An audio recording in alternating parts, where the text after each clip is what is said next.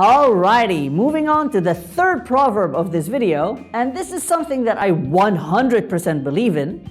Esa'al Mjarreb ولا تسأل Hakim, which literally translates to ask he who has experience rather than he who has knowledge.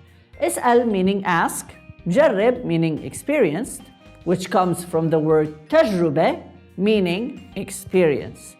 Wala means don't, and Hakim means a wise man.